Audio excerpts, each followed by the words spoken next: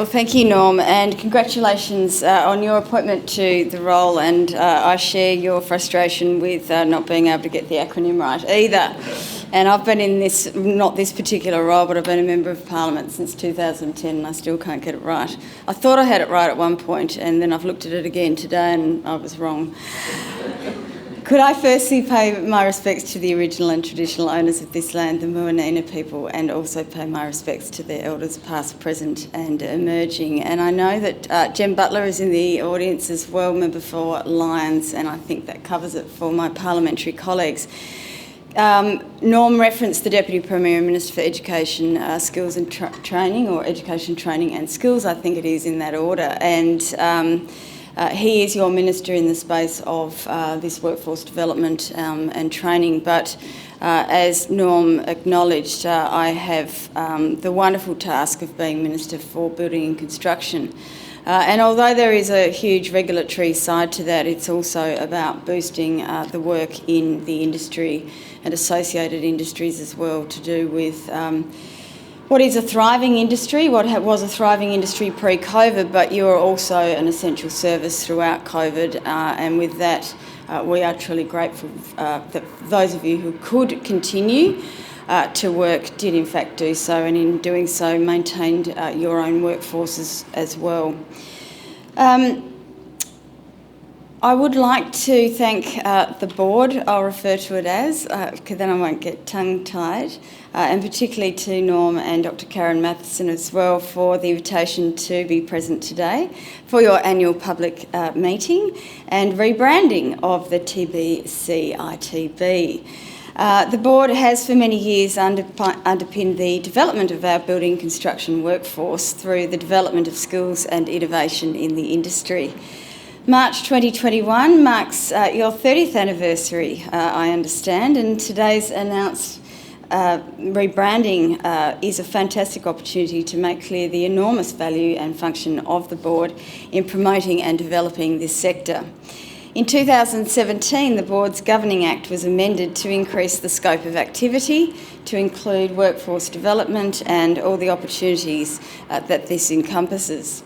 This change was certainly significant for the board and indeed the industry as a whole. It means that the training levy collected and administered by the board can continue to be allocated to subsidised training, but also to a range of other important projects and initiatives that will directly impact the capacity of industry into the future. So during this challenging time, the board is more important than ever, in promoting and developing programs which will create sustainable employment for the building and construction industry.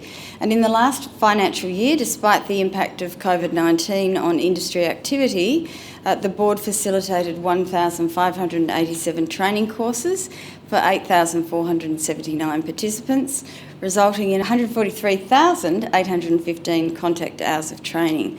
And it provided training and workforce development funding of $2.1 million to Tasmanian building and construction industry businesses, both directly and through their associations. So that is an enormous effort, and particularly during challenging times. No doubt a lot of that did go online as well.